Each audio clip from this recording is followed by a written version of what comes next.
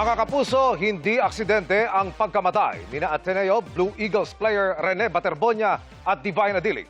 Yan po ang lumabas sa inisyal na investigasyon ng PNP-CIDG na patuloy pang kumakalap ng iba't ibang testimonya sa nangyaring trahedya sa training sa Aurora. Inamong din nila ang nagbitiw na si Coach Tab Baldwin. Nakarapit ang investigasyon. Nakatutok si Marisol Abduraman. As far as CIDG is concerned, hindi ito aksidente. Right now, ma'am? Yes, No, po. it's not. Para sa Criminal Investigation and Detection Group ng Pulisya o CIDG, hindi aksidente ang pagkamatay ng Ateneo basketball team players na sina Rene Baterbonia at Divine Adili. Lumabas sa kanilang investigasyon na halos lahat ng player ay nasa dagat. May 700 metro ang layo mula sa resort.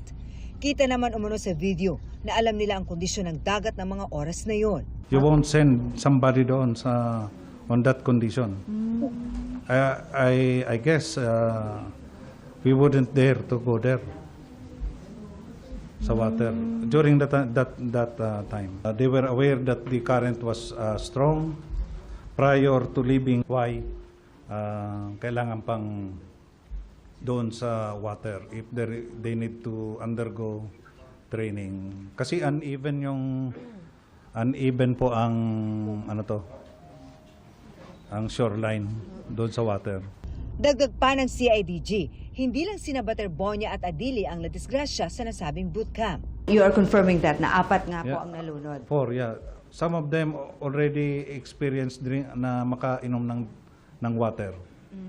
Including a foreigner one. Kinakalap pa rin ang testimonya ng lahat ng nasa lugar nang mangyari ang trahedya. Because there are allegations that crop up na Adili was still taken out of the water. Sa ngayon, 48 na ang ipinasabina ng CIDG. Kabilang sa mga ipinatawa ngayong araw ang mga player ng team.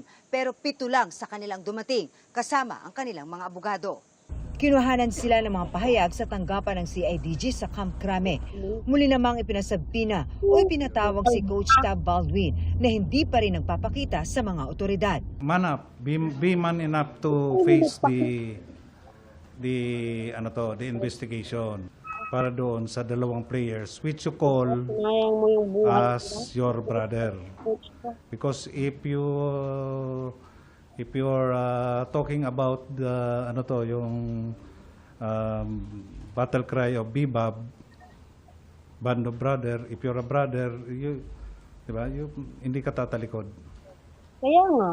So help us also. Help the family attain justice. Inisyahan na si Baldwin ng Immigration Lookout Bulletin Order. Gayun din sina Ateneo Team Manager Christopher Epoch Kimpo at iba pang Ateneo coaches na sina Rinaldo Jacinto Jr., Dean Castaño at Sandro Soriano. Ibig sabihin, kailangang alertuhin ng immigration ng mga otoridad kung mag-a-abroad sila, bagaman di otomatikong pipigilang lumabas ng bansa. Marisol Abduraman, Nakatuto, 24 Oras. At kaugnay naman sa naunang pahayag ng Criminal Investigation and Detection Group o CIDG na hindi aksidente ang nangyari sa team building sa Aurora.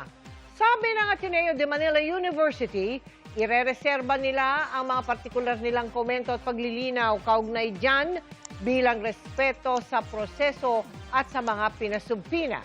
Dagdag nito, makikipagtulungan ng Ateneo sa mga otoridad.